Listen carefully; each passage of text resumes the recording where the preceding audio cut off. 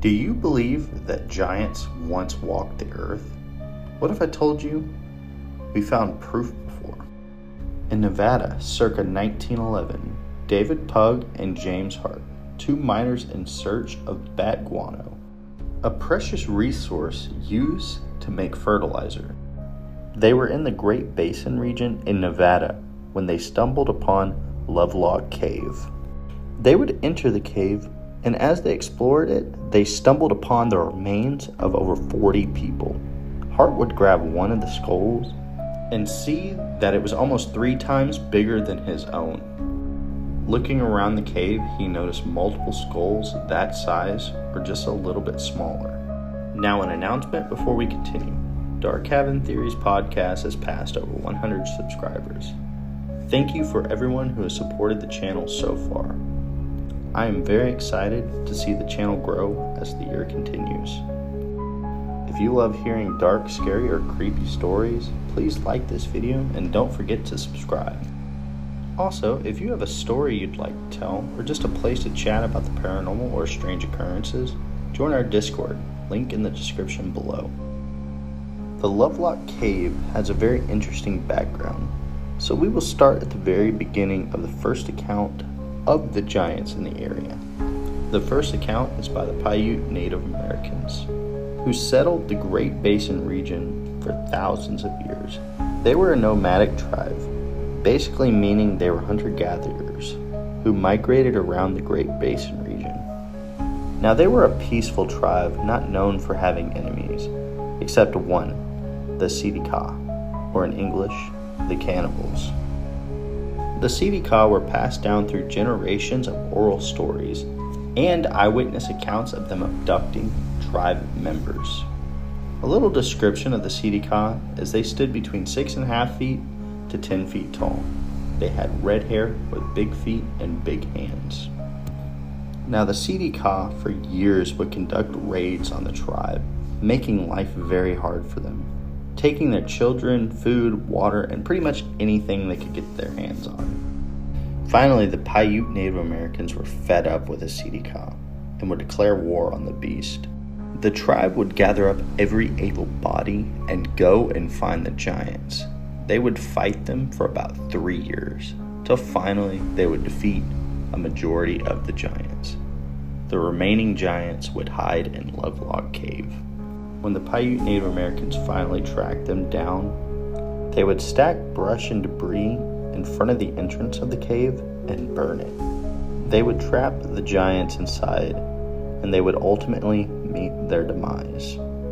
Now, something interesting, there is a book of the accounts of this story written by a Paiute chief's daughter called A History of the Enduring Washoe People and Their Neighbors, including the Seediqua.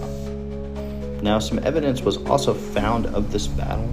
There were burn marks and other evidence found supporting this claim that the tribe made at the entrance of Lovelock Cave. Now, I was unable to find pictures of this claim, but it is in multiple reports of this story. So this one is kind of up to your own discretion. Now, among the bones found in the cave, there were over 100,000 artifacts found. Among them were sandals that measured 15 inches long. Now, in the United States, that is equivalent to a size 29 sneaker. A handprint on the wall that was about 4 times bigger than the average human hand was also found, as well as clothing that would fit someone about 9 feet tall. Now, unfortunately, a lot of the bones were lost over time. We do know the location of 4 skulls that are remaining, but however, they were ceremonially buried. Before they were buried, though, they did do a DNA test. The DNA test would conclude that they have a Central Asian origin. Now, among this story of giants in the western United States and Mexico, there are also many other accounts stretching all across the United States. Every continent has seen their fair share of giants being found. This is where we need to see, what would you consider a giant? The average height of a person in the ancient times is about 5'4", or 163 centimeters. If you find a giant that stands at 6'4" or 193 centimeters, Is that really a giant? Well, some remains that are considered giants are around that height.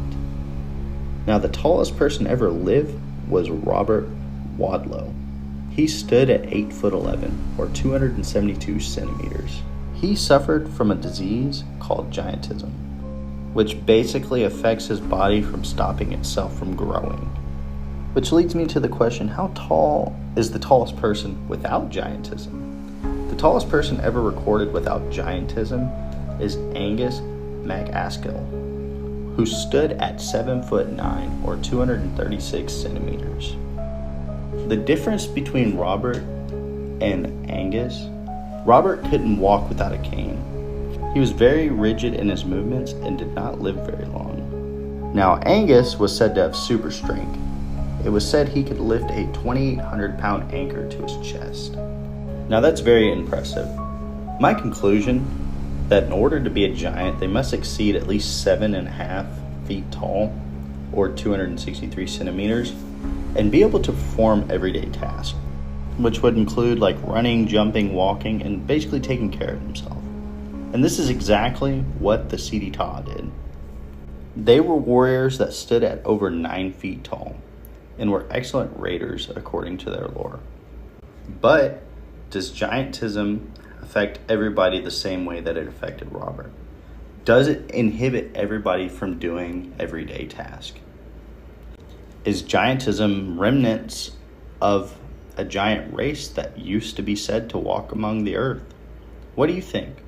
What criteria makes someone a giant? What happened to the giant race that was said to once walk the earth? Comment down below. Thank you for watching, and don't forget to like and subscribe.